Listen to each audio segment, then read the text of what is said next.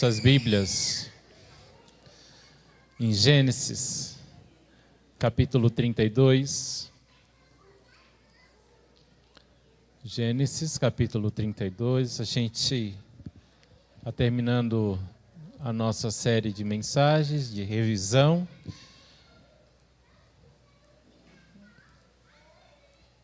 Gênesis, capítulo 32, nós vamos ler a partir do versículo 22.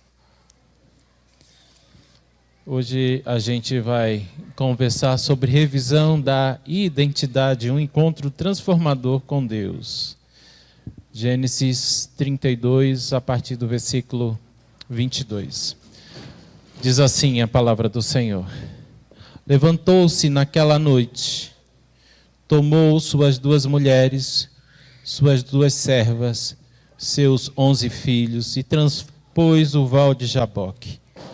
Tornou-os, fez-los passar o ribeiro, fez passar tudo o que lhe pertencia, ficando ele só.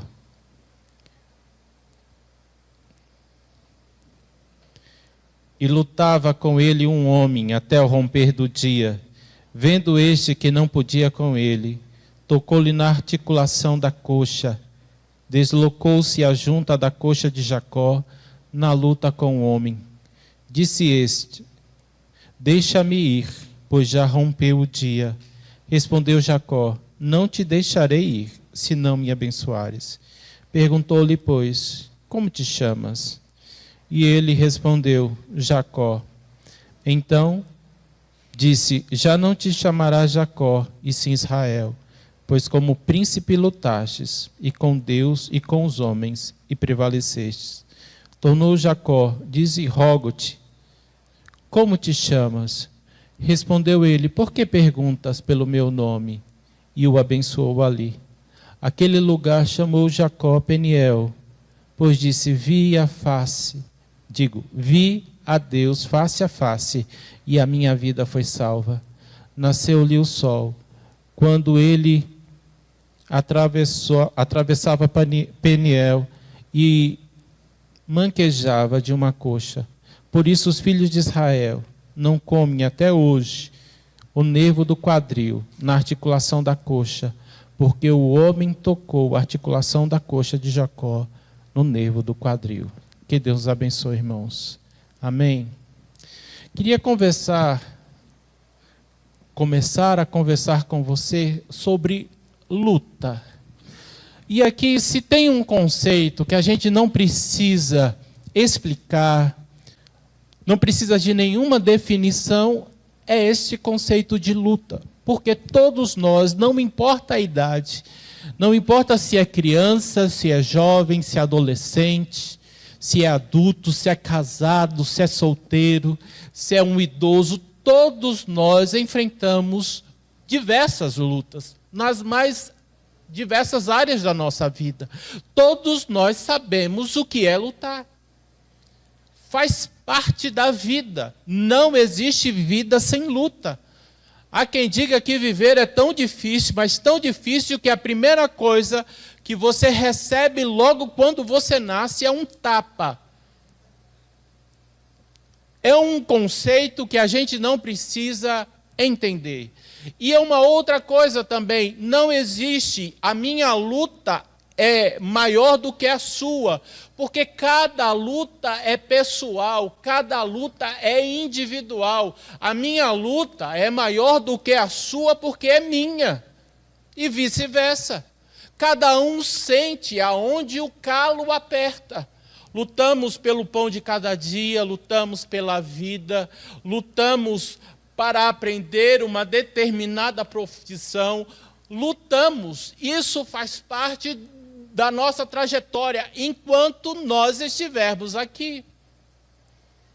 E é tão interessante a gente olhar sobre essa perspectiva, porque nós estamos e vamos conversar sobre a revisão da identidade. E o que é identidade? Tem a ver com o ser, tem a ver quem eu sou. E quem eu sou, eu e você, nós que amamos e conhecemos a Deus, não é o mundo que diz quem eu sou, é quem Deus diz quem eu sou, de fato eu sou. E muitos acabam se perdendo a sua identidade em meio à sua luta, independente de que luta for. Luta pelo casamento, luta para resgatar um filho que se desviou do caminho do Senhor. Eu não sei, traga e aplique para a sua vida. E quando a gente olha nesse contexto aqui de Jacó, Jacó é neto de patriarca. Jacó é neto de Abraão. Abraão tem um testemunho forte, um testemunho impactante. Abraão é, de fato, o amigo de Deus, é um homem que tem intimidade com Deus. Jacó é um filho de um patriarca, Isaque. Isaque, a quem a Bíblia diz que é um pacificador, é um homem de Deus, é um homem que tinha intimidade, é um homem que tinha comunhão com Deus. Mas quando a gente olha para Jacó, e a Bíblia diz que desde o seu nascimento, e naquela época, a gente sabe muito bem que o nome, ele tinha apontava duas coisas necessariamente. Uma, a origem, a localidade. Digo, um exemplo, Judas Iscariotes. Judas era de uma aldeia chamada Iscariotes. Ou então, Simão Bar Jonas. A palavra Bar significa filhos. Então, Simão é filho de Jonas. Mas Jacó, o nome, a palavra Jacó significa enganador. E quando a gente volta um pouco as páginas da nossa Bíblia, a gente vai ver que o nascimento de Jacó, que primeiro nasce Esaú, é gêmeos, primeiro nasce Esaú, e Esaú significa vermelho, porque a criança era ruiva, era vermelhinha.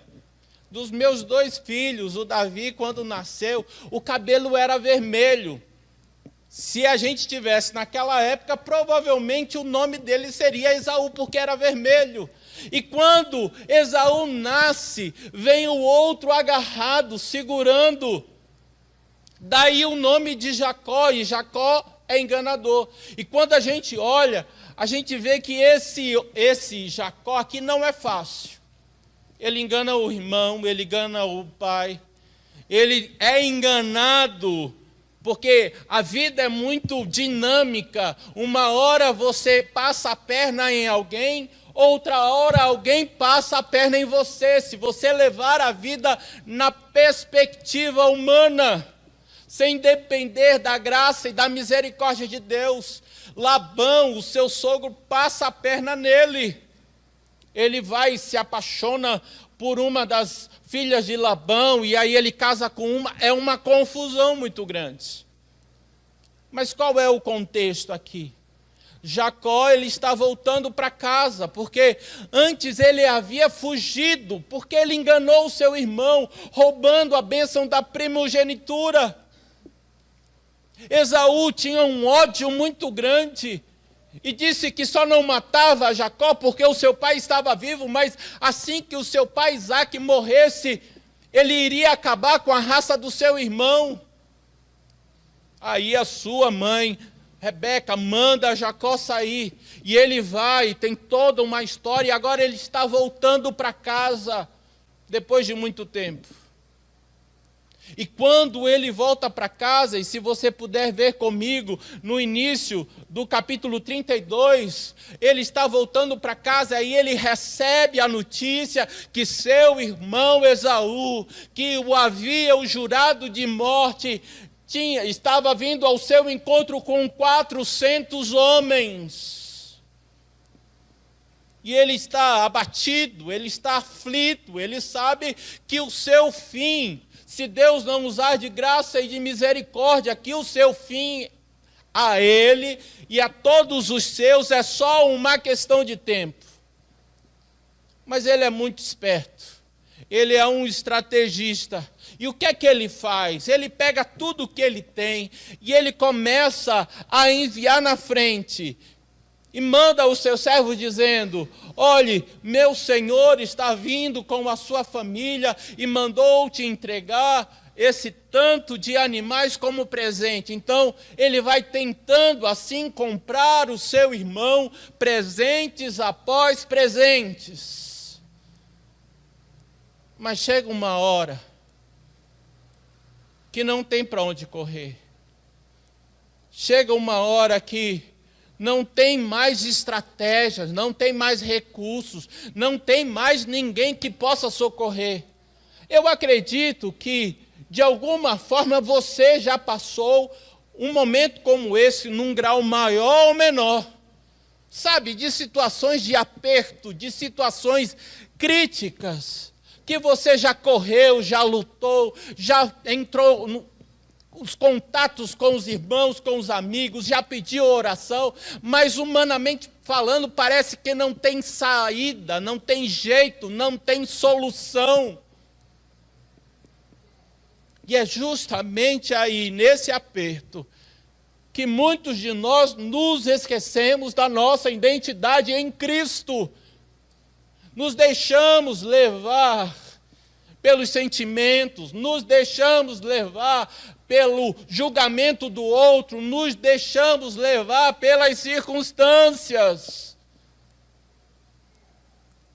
O que eu quero convidar os irmãos a refletir comigo a partir desse texto, a partir da vida desse homem que tem um encontro com Deus.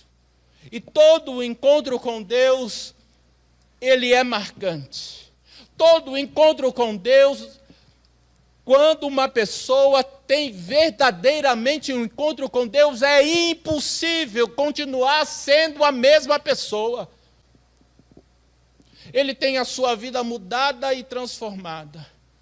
E aí eu não sei como tem sido os seus dias, eu não sei o seu contexto, não sei o que tem passado na sua mente, no seu coração, não sei o que tem acontecido na sua casa, no seu trabalho, não sei o contexto de vida. O que eu sei é que eu e você somos chamados e convidados pelo Senhor a rever a nossa vida em meio às nossas mais diversas lutas. As lutas que temos travados, que nós não venhamos a perder a nossa identidade, quem de fato Deus diz, através da sua palavra, quem eu sou. E se porventura no nosso meio tiver alguém que ainda não tem essa identidade clara em Cristo, se porventura no nosso meio ainda tem alguém que não tem convicção de salvação, que nasceu de novo da água e do Espírito, que teve um encontro pessoal com Cristo e se rendeu ao senhorio de Cristo, que venha ser uma noite de encontro, que venha ser uma noite de mudança, que venha ser uma noite de transformação na minha e na sua vida. E é nesse contexto, essa palavra inicial, que eu quero convidar a você para tirar algumas lições. Como é que a gente vence as nossas lutas sem perder a nossa identidade? Acompanhe comigo, por favor, versículo 22. Gênesis, capítulo 33, 22.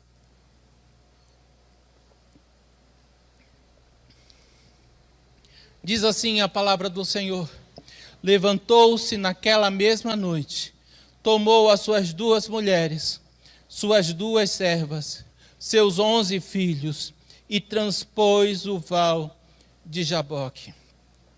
Primeira questão que eu quero chamar a sua atenção aqui, é que nessa revisão da identidade, a gente precisa se render ao Senhor.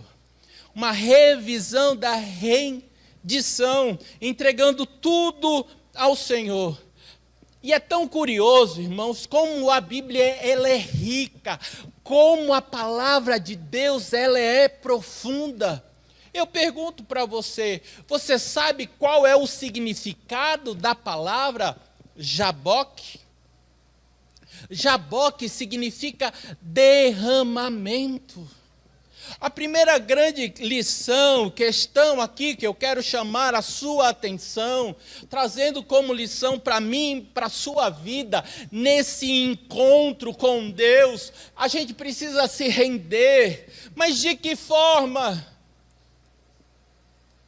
Nos derramando, nos colocando diante de Deus, não apenas o que eu sou, colocando diante de Deus os meus filhos, colocando diante de Deus a minha mãe, colocando diante de Deus os meus irmãos, colocando diante de Deus toda a minha casa, colocando diante de Deus as pessoas que trabalham comigo, colocando diante de Deus os meus colaboradores, colocando todos diante do Senhor, se derramando, se rendendo.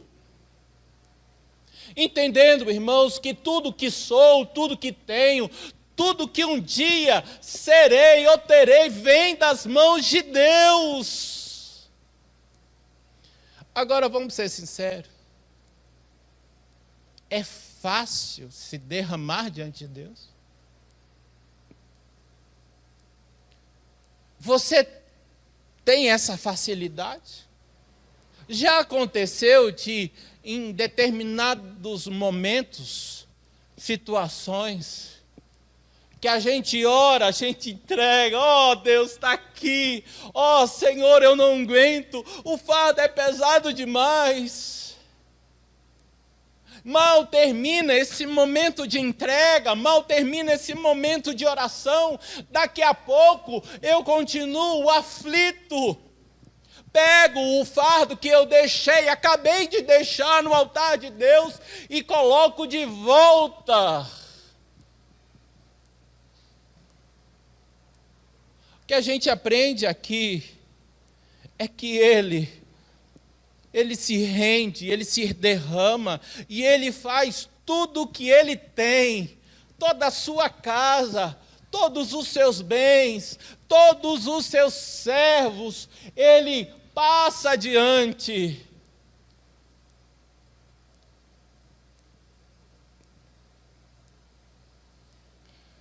E aqui tem uma frase que eu gostaria de chamar a sua atenção, que diz: esse ato de rendição é essencial para uma revisão espiritual. Eu tenho que estar rendido, eu tenho que estar desarmado. Certa vez eu conversando com uma mulher casada, com filhos. Sabe quando você olha assim, humanamente falando, tem tudo? Um bom casamento, filhos com saúde, numa boa escola, tem um trabalho com estabilidade, e fora esse trabalho ainda tem uma sociedade que está crescendo, que está progredindo, está prosperando, humanamente falando, tem tudo. E naquela oportunidade, eu conversando com ela, eu perguntei assim: você tem coragem de colocar tudo diante de Deus? Você tem coragem de chegar e dizer assim, fazer a seguinte oração: Deus, eu coloco tudo o que eu sou, tudo o que eu tenho, eu coloco o meu esposo, eu coloco as minhas filhas, eu coloco o meu emprego, os meus negócios, eu coloco os meus bens, faça da minha vida o que tu queres. Você tem essa coragem, essa capacidade? Sabe o que foi que ela disse? Marcelo, isso que você está falando é muito sério. É muito profundo. Eu vou pensar sobre isso e depois a gente conversa. Mas nunca a gente conversou sobre isso, irmão. Pergunta que fica para mim e para você é: a proposta de oração que eu fiz a ela, e você? Você tem essa coragem, você tem essa capacidade de se render por completo? Deus eis aqui a minha vida, todos os meus dias, tudo que sou, tudo que tenho, os meus filhos, o muito ou pouco dinheiro que eu tenho, está aqui nas tuas mãos. Eu e você temos essa capacidade de colocar tudo diante de Deus. Fazer uma oração dessa é um indicativo que a gente está rendido. Mas o nosso coração é tão mau, que corre-se o risco que no fundo, ou em algum determinado momento a gente pensar, ou ficar com medo do que Deus pode vir a fazer. Como se eu tivesse o controle da minha vida, eu ia conduzir e controlar melhor do que Deus. É engano. É ilusão. Primeiro, porque eu não tenho controle. Segundo, eu não sou melhor do que Deus. Segunda lição que eu quero chamar a sua atenção, está agora aqui no versículo 24. Acompanhem comigo, por gentileza. Ficando ele só, e lutava com ele um homem até o romper do dia. O que me chama a atenção é essa primeira parte. Veja, ele nessa situação de aperto, nessa situação em que ele sabe que está por vir não é coisa boa, vem o seu irmão, que a última conversa, a última palavra que ele ouvira da boca do seu irmão era um juramento de morte. Agora o seu irmão vem ao seu encontro com 400 homens. Ele usando mesmo todos os seus recursos, todas as suas estratégias. Ele sabe que não tem como fugir dessa situação. Ele se derrama, ele coloca tudo que ele tem, tudo que ele é, diante do Senhor. E diz o verso 24, ficando ele só.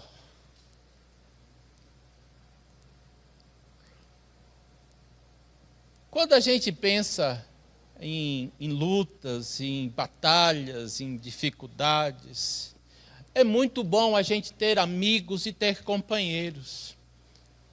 Nos ajuda, nos anima.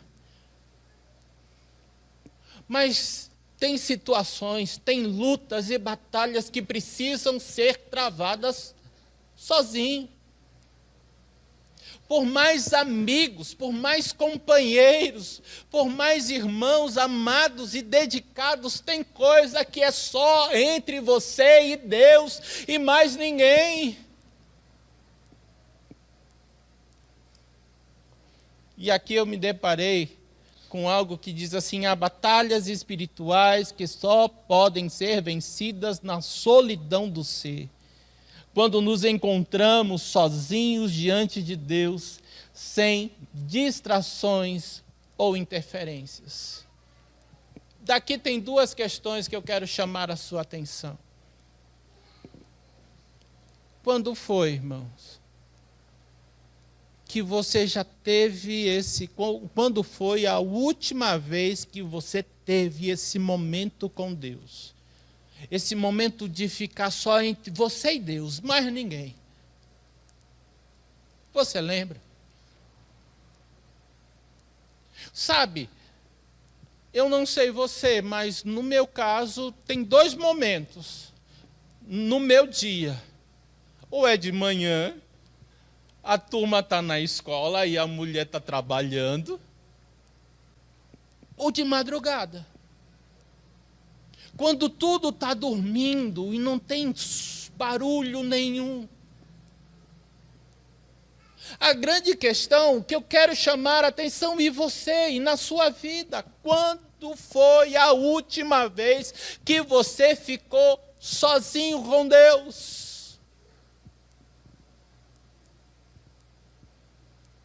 Que a esposa estava deitada, que os filhos estavam dormindo. Ou pode ser sozinho no carro, no trânsito, ou pode ser sozinho no banheiro, lá no trabalho, no meio da rua, em meio à multidão, sozinho, entre você e Deus, lutando e colocando a sua causa diante do Senhor, só você e Deus. Nada contra pedir, irmão, você pode me ajudar em oração, pastor, você pode me ajudar em oração, nada contra, mas voltando a momentos, a circunstâncias, batalhas que só podem ser vencidas é entre você e o Senhor, mais ninguém. É um tratar de Deus, é um agir de Deus pessoal entre você e Ele. E é algo, queridos, que a gente tem que estar olhando e revendo.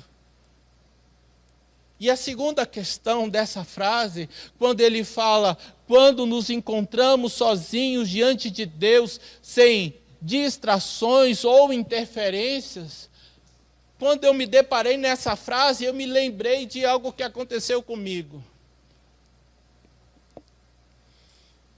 Eu vivo uma luta, nos meus altos e baixos, sobre perder peso. Aí tem momentos que eu estou muito bem, estou focado, a caminhada. Aí tem outros que eu acabo relaxando, como um pouco a mais. Aí a camisa aperta e por aí vai. Mas quando eu estou bem, eu compro um fone, eu não sei você, mas eu gosto de caminhar ouvindo música. Música para mim sempre foi importante. É viajando ouvindo música, é estudando ouvindo música. Tudo eu faço ouvindo música. E música para mim eu não fico necessariamente pensando na música. A música me faz lembrar determinadas situações. Isso é algo meu. Só que teve um dia, nesse meu momento focado, determinado para baixar o peso, que no meio da caminhada, quando eu estava curtindo, olhe, você fazendo exercício físico e sentindo prazer, eu estava nesse nível. O fone descarrega. É a mesma coisa você comer aquele lanche gostoso, só que a Coca-Cola acabou. É comer aquele lanche gostoso sem ketchup. E talvez você esteja perguntando, mas por que uma coisa que estava prazerosa agora se tornou um tormento? Porque sem a música eu comecei a pensar na vida. E eu não sei você, mas comigo acontece muita coisa. Eu quero muitas vezes dar um basta nos meus pensamentos, mas eu não consigo.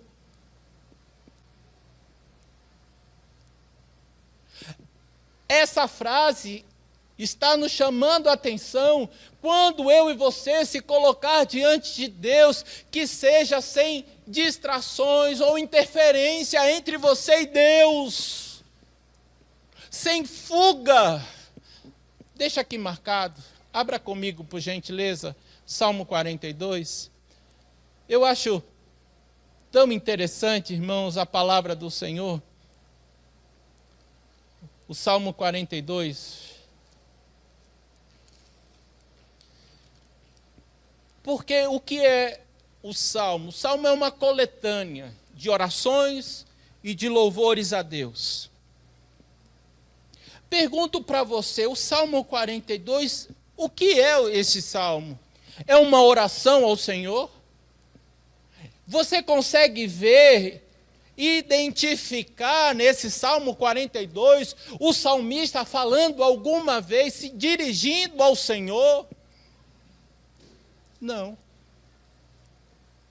Ou então, existe uma outra possibilidade. Será que esse Salmo 42 é um hino de louvor ao Senhor nosso Deus? Você consegue ver, identificar no Salmo 42 algum momento do salmista louvando a Deus? Não. O que é o refrão desse salmo? Porque estás abatida, ó minha alma, porque te perturbas dentro em mim. Espera em Deus, pois ainda o louvarei. Este é o refrão, é a ênfase do salmo. O salmo está falando com quem? Com ele mesmo. E aqui existe uma teoria que o Salmo 42 e o Salmo 43 era uma peça só. Alguns estudiosos colocam o Salmo 42 e o Salmo 43 como se fosse uma coisa só.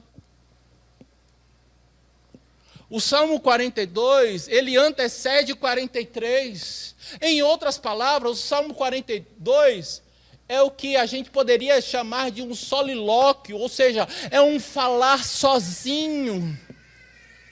Antes de falar com Deus, antes de abrir o coração, antes de dizer, Senhor, eu estou com dificuldade, eu estou sofrendo, eu estou passando por lutas, eu não sei se eu vou superar, não sei se eu vou vencer determinadas lutas. É uma conversa do salmista com ele mesmo. Depois, olha o que diz o versículo 1 do Salmo 43. Faz-me justiça, ó Deus, pleiteia a minha causa contra a nação contendiosa, e por aí vai.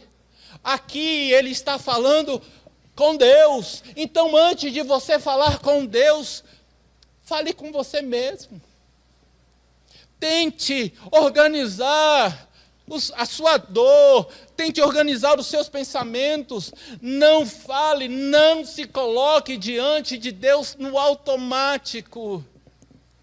Aí talvez você possa estar pensando, como é isso, pastor, se colocar diante de Deus no automático? Eu explico. Sabe aquele tipo de coisa?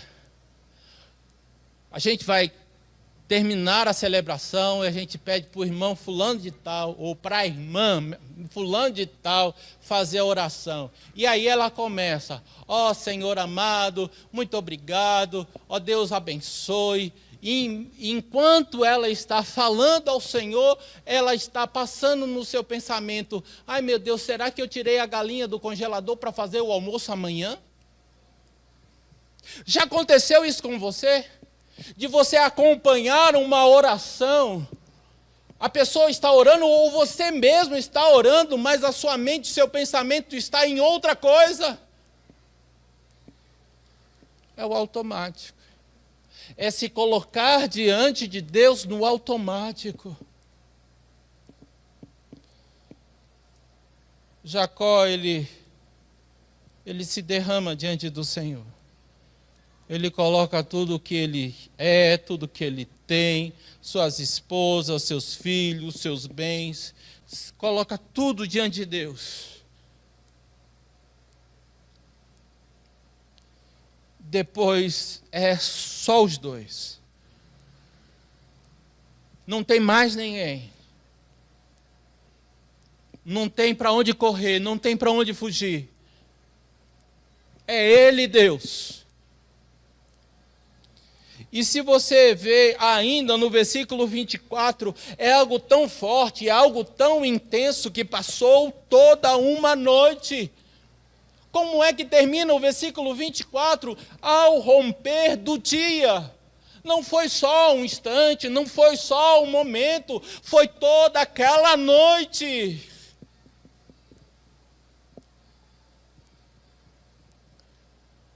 E aqui vem uma terceira lição que eu quero chamar a sua atenção. Está aqui no versículo 27. Acompanhe comigo, por favor.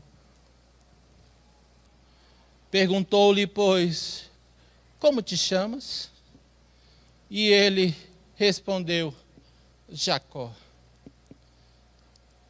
Terceira lição, a revisão da confissão, reconhecendo quem somos.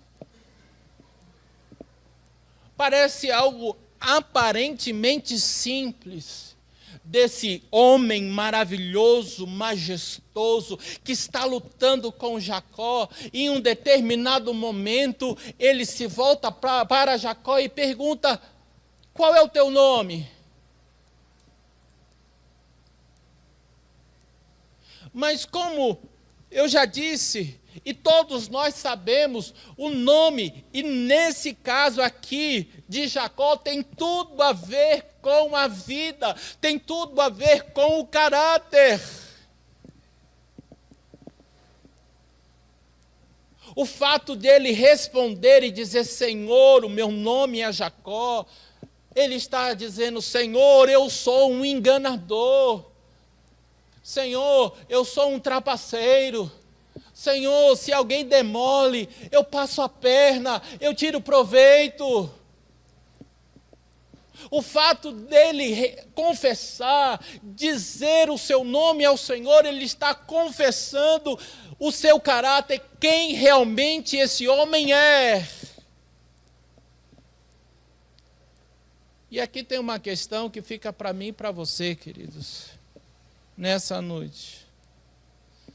Qual é o teu nome? Diante de Deus, qual é o teu nome? E aqui eu não quero saber se o seu nome é Marcelo. E aqui é uma pergunta, Deus está me confrontando, e a ti também, e é algo que a gente tem que responder. Ó Deus, eu me tornei uma pessoa religiosa. Ó Deus, eu me tornei um profissional da fé. Ó Deus, eu me tornei uma pessoa carnal, negligente. Ó Deus, eu me tornei uma pessoa vingativa, mentirosa. A pergunta que fica para mim e para você nessa noite, como confissão diante de Deus, quem de fato somos? Qual é o teu nome? Quem eu tenho sido? Na minha intimidade, no meu segredo, que nem a esposa e nem os filhos conhecem, mas Deus conhece. Quem é você?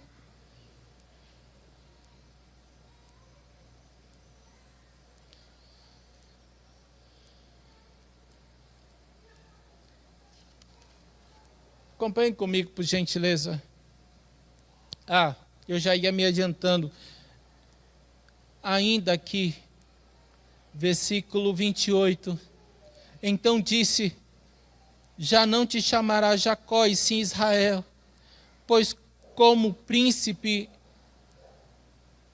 lutastes com Deus e com os homens e prevalecestes.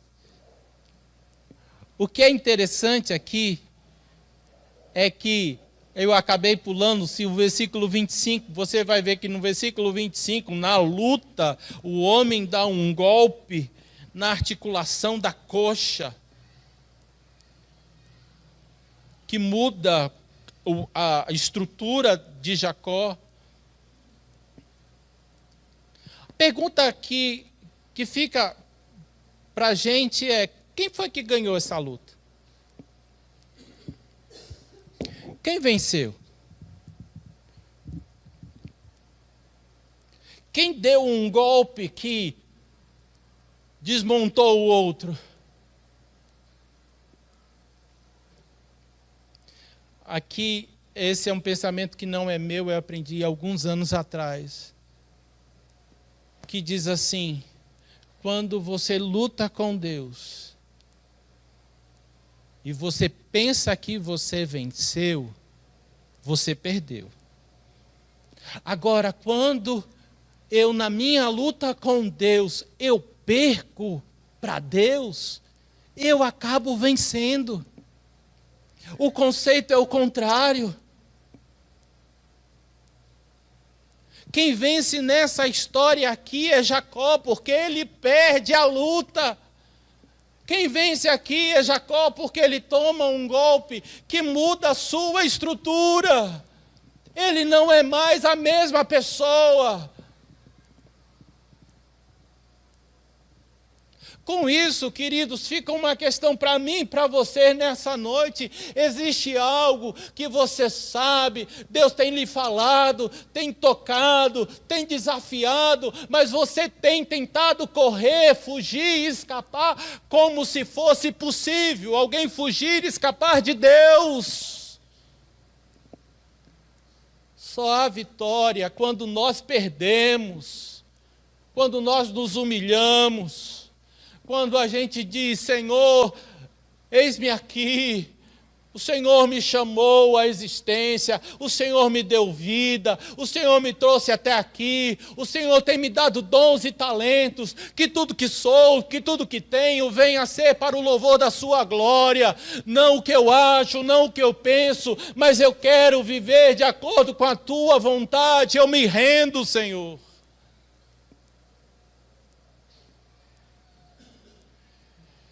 E é tão interessante, irmãos, que Deus diz: você não vai mais se chamar Jacó. Você não vai ser mais um enganador. Isso agora faz parte do seu passado. Você agora passa a ser uma nova pessoa. Você agora passa a ser uma nova criatura.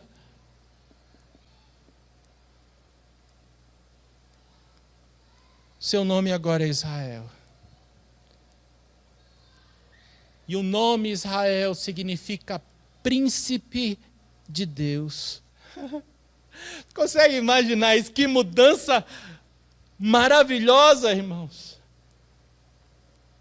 Um homem que até outro dia era visto, era reconhecido por ser enganador, trapaceiro,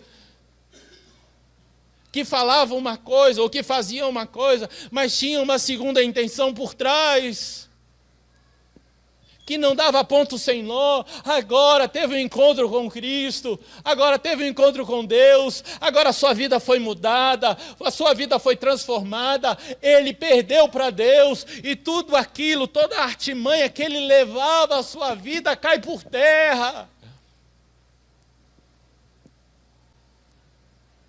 E agora alguém pergunta: vem cá, qual é o teu nome?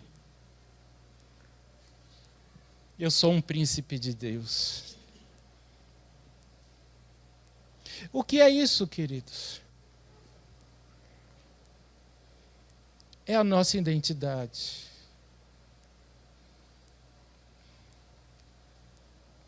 Deixa eu só abrir um parênteses aqui. Eu acho que tem mais ou menos um mês. Olhando para a igreja sempre teve o berçário, os bebezinhos, os maiorzinhos, infantil. Tipo uma corrente. Tinha jovens, adultos, 50 a mais, alguns poucos idosos, mas tinha uma parte dessa corrente que a gente ainda não tinha e que hoje, pela graça e misericórdia de Deus, agora tem. A corrente a gente pode dizer que está fechada, que são os adolescentes. Inclusive, aí a gente estava pensando: tá, mas o nome vai ser como? Vamos botar UPA. Aí eu falei assim: não, a quinta igreja é diferente. A quinta igreja sempre o nome é diferente, então não é o MP, é Ahá. Eu fui o Sérgio Malandro, na época era membro da igreja. Brincadeiras à parte. Mulheres, não é SAF, é Ladies, é um negócio mais sofisticado. E adolescentes, vai ser como?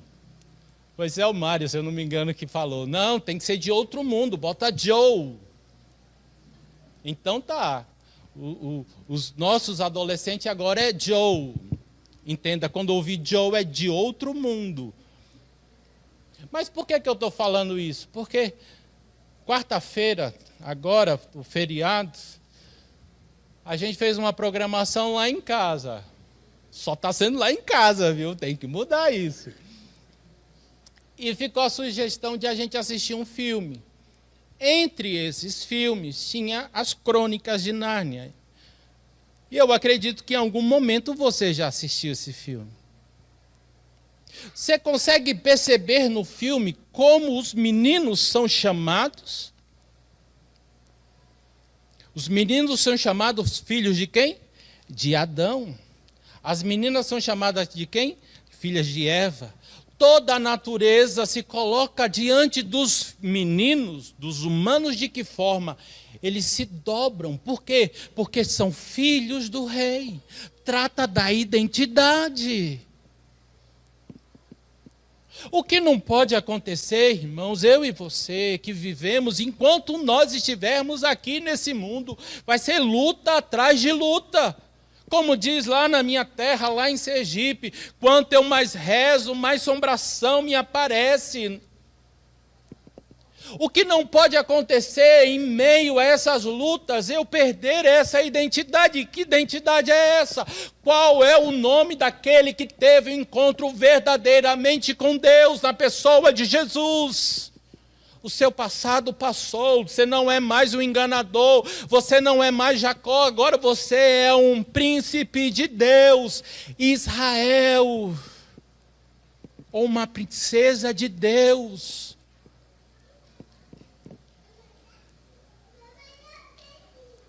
A última lição, irmãos, se você puder ver comigo o versículo 32, Gênesis 32, versículo 32, que diz: por isso os filhos de Israel não comem até hoje o nervo do quadril na articulação da coxa, porque o homem tocou a articulação da coxa de Jacó no nervo do quadril. Ele, quando termina a luta, diz o texto, que ele entra bem, ele anda normal.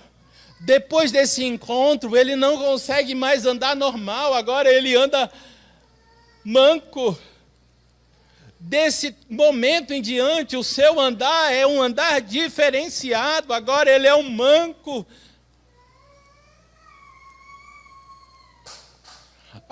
A quarta e última lição, a revisão do legado, marcada pela vitória com Deus.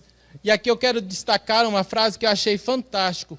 Quando vencemos com Deus, Ele nos marca, e essa marca se torna um testemunho para gerações futuras. Esse versículo 32 fala: por isso os filhos de Israel não comem até hoje, ou seja, as gerações futuras. Sabe aquele tipo de coisa? Meu pai sempre falava e fazia tal coisa. Meu avô sempre falava e fazia tal coisa. Isso está falando do avô que deixou uma marca e um testemunho. Isso está falando de um pai que deixou uma marca e um testemunho. Trazendo para mim e para a sua vida. A gente precisa ser impactado com esse encontro com Deus. Que os meus filhos e os filhos dos meus filhos venham ser impactados pela minha vida, pela minha trajetória, pelo encontro que eu tive com o Senhor, ou melhor, que Ele teve comigo e que mudou e transformou a minha vida. Essa é a maior herança, irmãos.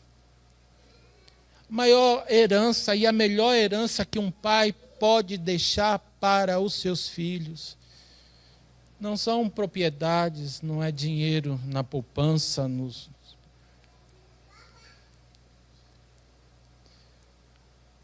é deixar a semente do Evangelho plantada.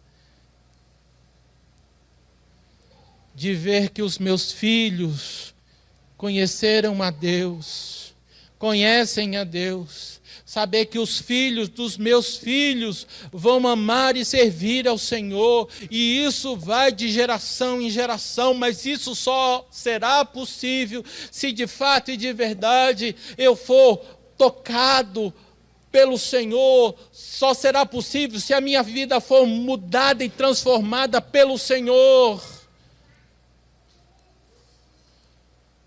Caminhando, queridos, para a conclusão da nossa reflexão nessa noite. E aqui a gente termina a série desse mês de novembro. A gente foi chamados, passamos um mês todo refletindo sobre a nossa caminhada. Como foi 2024?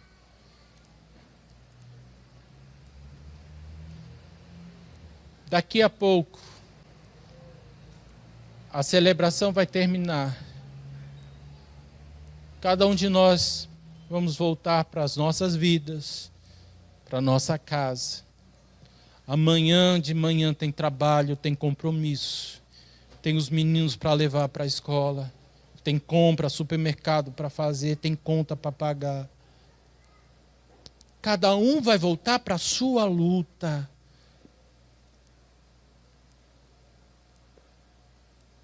Desafio que fica para mim e para você, queridos. Não se esqueça de quem Deus diz que eu sou, que você é. Não se perca. E quando nós perdemos para Deus, nós vencemos. E que a gente tem que passar tudo diante do Senhor. O que somos, o que temos, os bens, as pessoas que trabalham conosco. Coloque tudo diante de Deus. É possível que alguns de nós venhamos a passar por esse momento, e é importante, entre você e Deus, a sós, mais ninguém, sem distrações, sem intermediário, só você e Deus, na pessoa bendita de Jesus. Diga o seu nome, quem você é. É um Jacó?